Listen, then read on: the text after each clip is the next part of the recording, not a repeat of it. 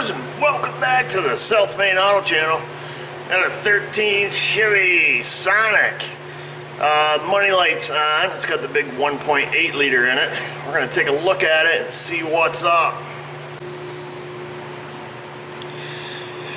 P0599 engine coolant thermostat heater control circuit high voltage. Well, that's interesting. Well, let's have a look. All right, so we're going to look at some code setting criteria. So we have the 599 engine coolant thermostat heater control circuit high voltage. We look at here 599 short to voltage.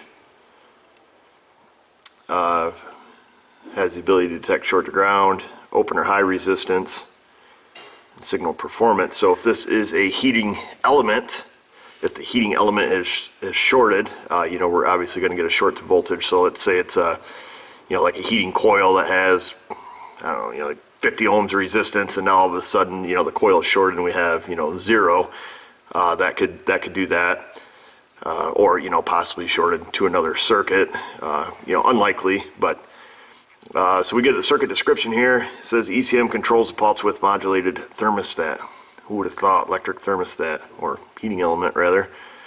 Thermostat controls coolant flow, regulates engine temperature. Ignition voltage is supplied directly to the thermostat through a fuse, so probably ground side switch then. ECM controls the thermostat by grounding. Should have just kept reading, I guess. The control circuit with a solid state device called a driver. The driver is equipped with a feedback circuit that is pulled up to a voltage. The ECM can determine if the control circuit is open, shorted to ground, shorted to voltage by monitoring the feedback. Alright, key on, runs continuously. Let's see, conditions for setting. The ECM detects the commanded state of the driver and the actual state of the control circuit do not match for more than 15 seconds. 1599 kicks the fans on. I did not notice if the fans are running when I pulled it in. Note here saying that low coolant level could cause the thermostat heater to overheat and set a code. So we'll have to definitely look at the condition of the coolant, make sure it's full.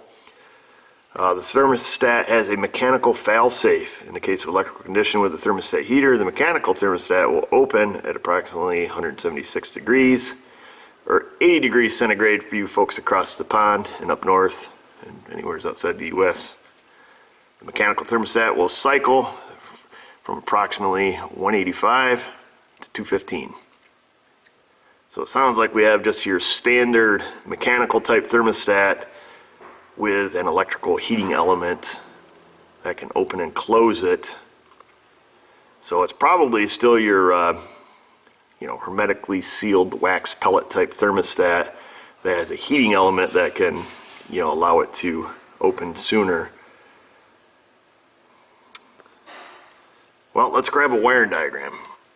Before I did that, I was just poking through service information here to see what their procedure may be, and it seems to be your typical load of crap flowchart stuff.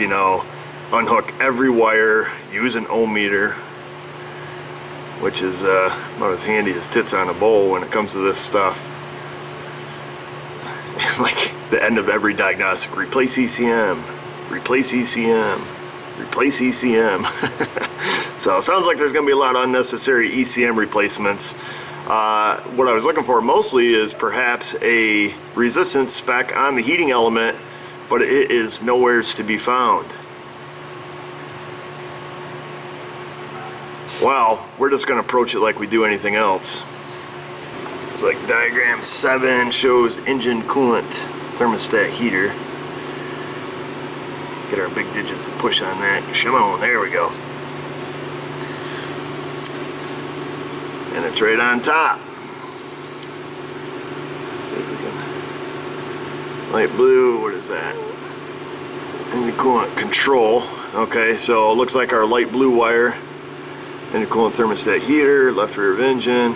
So light blue is going to be our control. We're going to assume the violet with light blue is our power. So let's go find this on the car. We'll grab the handy scope on a rope. The other thing we can do too, oops, we can poke back in. We'll see if we have some sort of bidirectional control here. What are you gonna guess? Active tests. Engine coolant thermostat heater. We'll look at that. This way we can check the power feed, the control side. Engine coolant thermostat heater command, 99%. It says there's a circuit malfunction and a high voltage test. Alright, well, at least we know we have something we can use here. So we got this little mess. Here is our heating element. It sits right on top of the thermostat housing, or connector anyways. Oh, mother lover. 2 wires. We got a light blue and a purple with blue, so we should be on the right circuit anyways. Find some place to stick that. Test light. Instead of just, well, I suppose we can just check quickly for power. Key's on right now. So there we go. So that was our purple with light blue. Just touching that front pin. Going over here to battery negative. And we can see our fuse is good.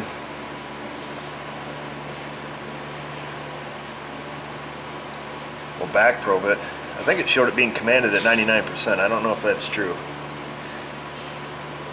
Never trust scan data, you know.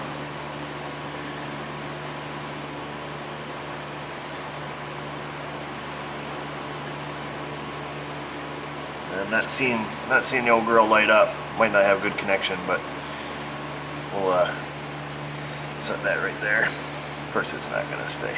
Stay. We are gonna go back in with the Altel to that bidirectional control. Engine coolant thermostat heater command. It says 99%.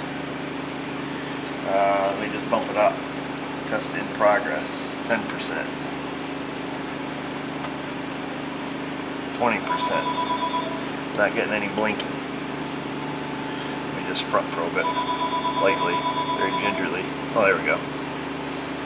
That was blinking. No, it's not blinking. I think we have a timeout. It's like when we were little kids, we got a timeout. We only do the test for so long. That's why back probing sometimes isn't the best. So look at that. So I'm not in the test currently, but remember when we looked in there, it said it was commanded on at 99%. So perhaps that's true. Trying to teach a lesson. Oh, my light just went. A life lesson? Alright, see, we just missed the event. Let me show you folks what just happened. There. Just a minute. See how the circuit status is okay now? Because we have substituted a bulb, and this is a continuous monitor. I was just, as Mrs. O came out, I noticed moments later our light went out. So we're going to have to recreate this. Now we have to recreate the problem. What's up, Mrs. O? Is that like cheating? No, it's not cheating. It's just trying to show the people, and then you come out, and now the car fixes itself because of substitute values. You got a phone call. Be right back. Okay, off the phone. But I got thinking when I was on the phone, this could be, you know, this could be the proof to our diagnosis, because we got to grab an ohm meter. We'll check that heater circuit, but I'm assuming the heater circuit is shorted because it's setting, you know, this continuously monitored. What are they calling it? Engine coolant thermostat heater control high voltage test results. Obviously, it's not going to detect a short, you know, with a bulb in place. But, you know, if we were to run just a jumper wire across it, and, you know, then it's going to detect the short to voltage. And essentially, if this heater element is, you know, shorted, very low resistance, you know, ohm, 2 ohms, something like that, it's going to give the same results. And having just this bulb in place, it's continually monitoring the circuit, and all of a sudden it's happy, and it turns it off. So perhaps we can reduplicate that by plugging it in, or maybe you guys will just take my word for it, but it must be that's how it works. So now that we're back probed, we can look at it, we can command it on, and we should be able to see the duty cycle change, just verifying that it hasn't hurt the ECM or anything, which most ECMs I can detect, opens, lows, short to ground, short to power and stuff. They have current limiting devices. They're pretty resilient most of the time, so you don't have to worry about burning up drivers. All right, let's go ahead and increase the duty cycle. So there's 10%, 20. We got a timeout on this. There's 30. So it's pulse width modulated, just like it was stating in the directions. We're getting up here, 60. Oh, there it goes, it kicked us out. So timer expired, please wait, it says. So now we probably got like a 60-second timeout.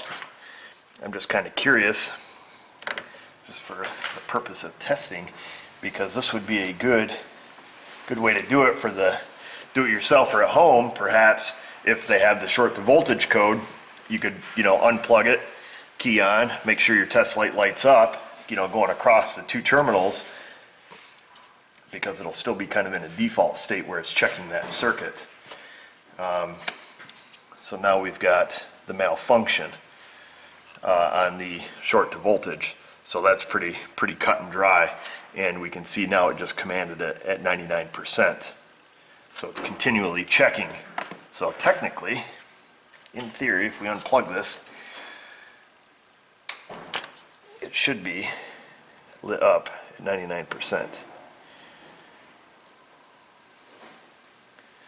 And it just made a liar out of me. It says 99% duty cycle, but we got nothing going on. We got no action.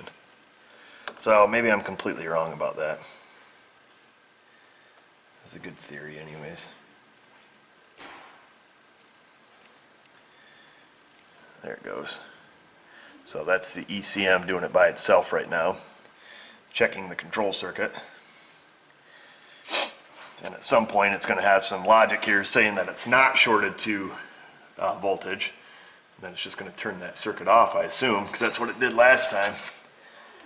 And there it goes. It just went from 99 to 0, and it shut that circuit down. So that's kind of, we can kind of see the ECM working on that. Neato, man. So we learned something. Let's grab an ohm meter, even though we know that this is highly likely shorted and not open. And we're going to check across the two terminals of our heater circuit and see what it's at, even though we do not have a known good value. All right, got our meter set up on ohmage. See if I can reach in and make sure. All right, our leads are good.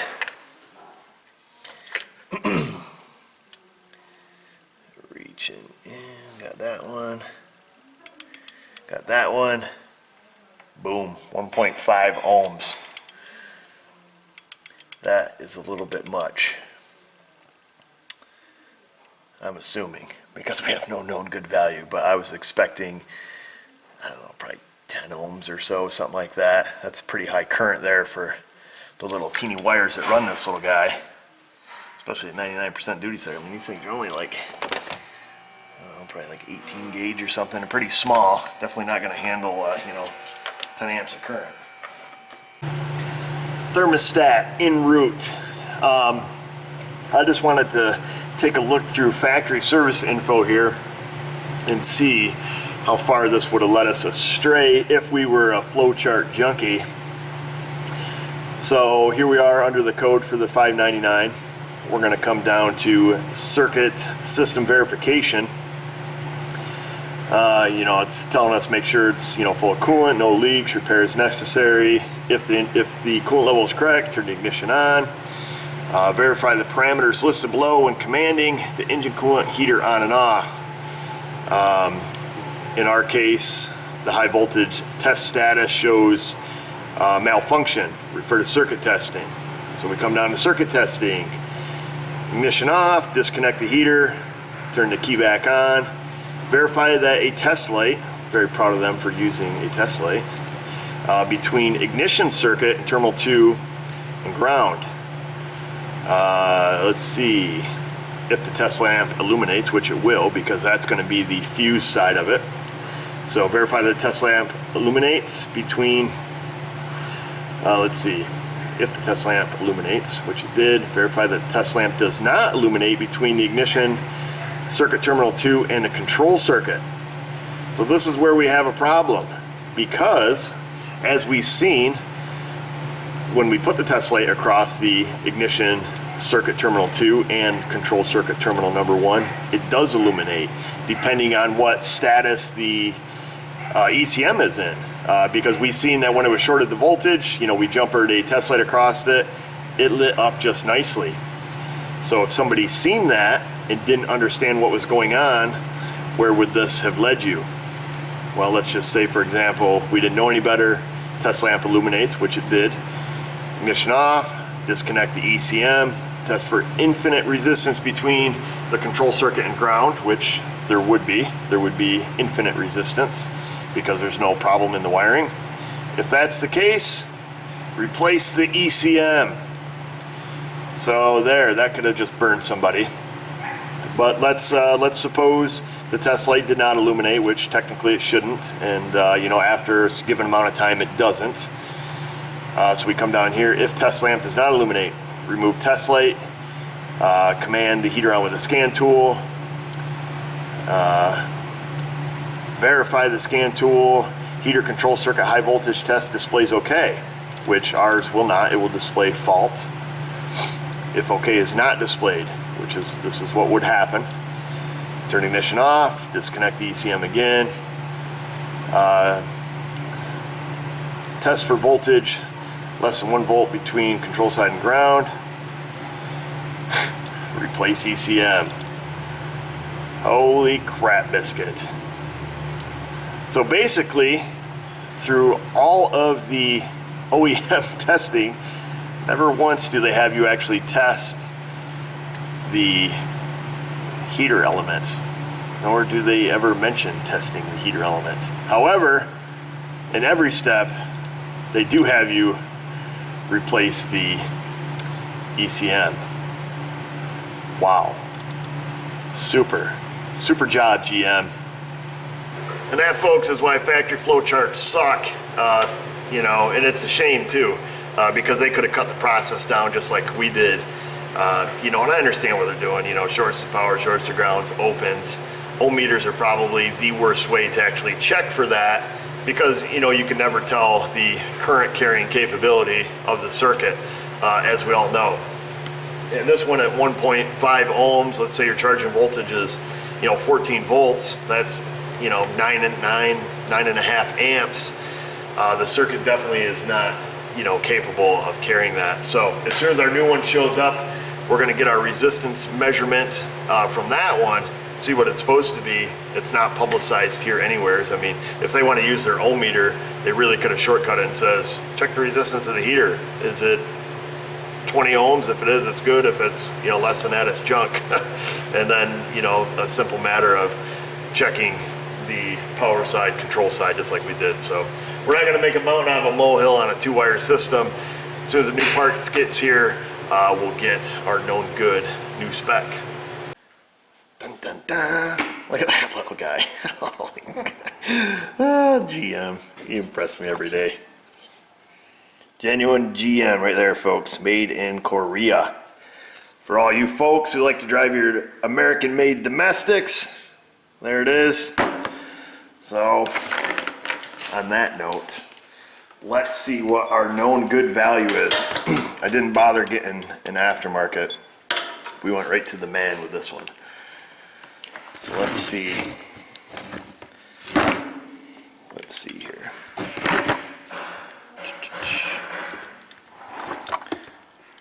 Get in there. What's that say? 15 was it? So 15 ohms, 15.1 at room temperature. What is it? About 63 degrees in here. 15.1 ohms.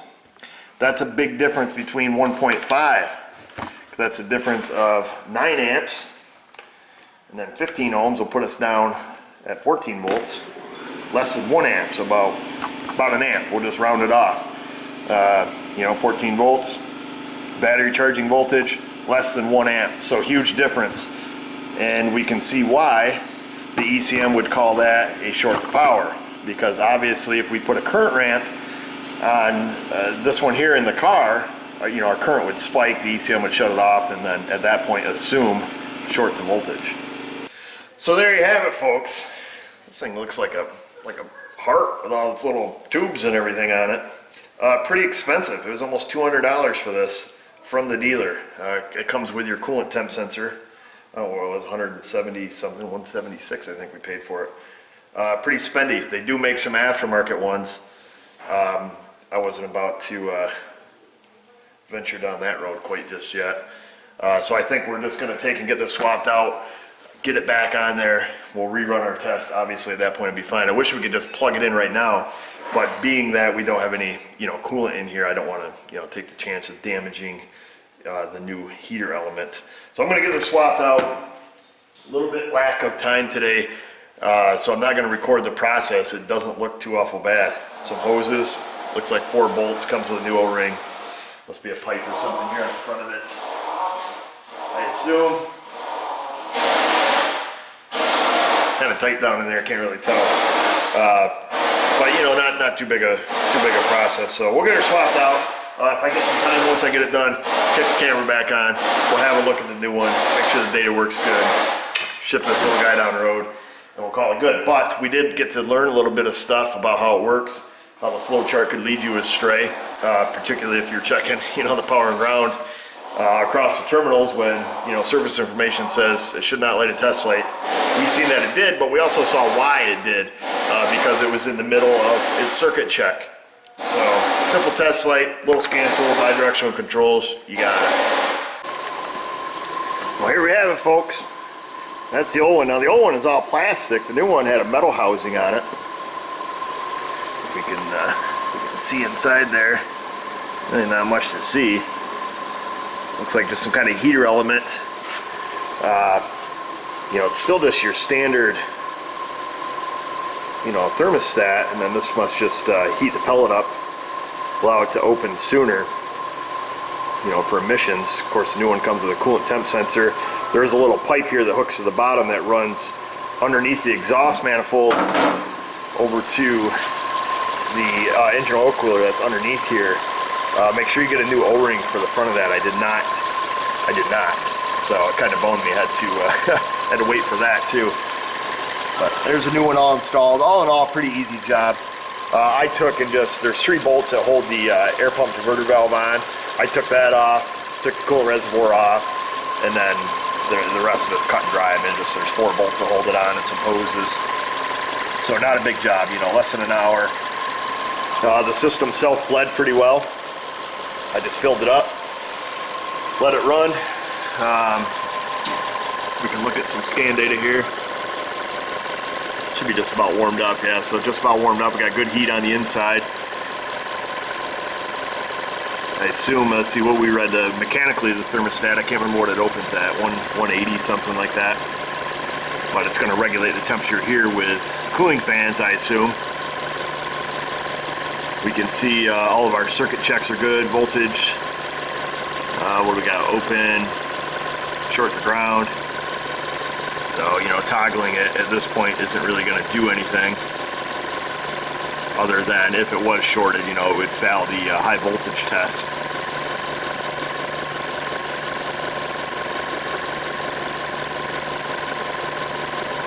So it appears with the car running, it allows us to do this test a little bit longer. Key on, engine off, it kicked us out after like 30 seconds. Yeah, so that's interesting.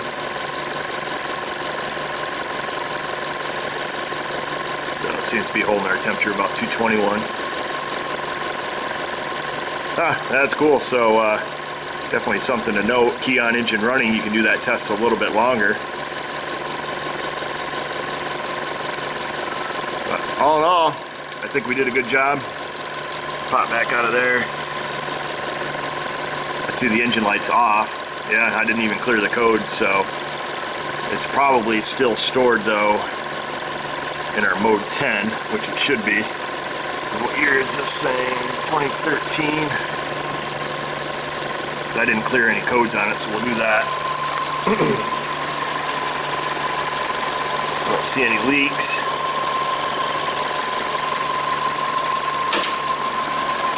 Reservoir is full.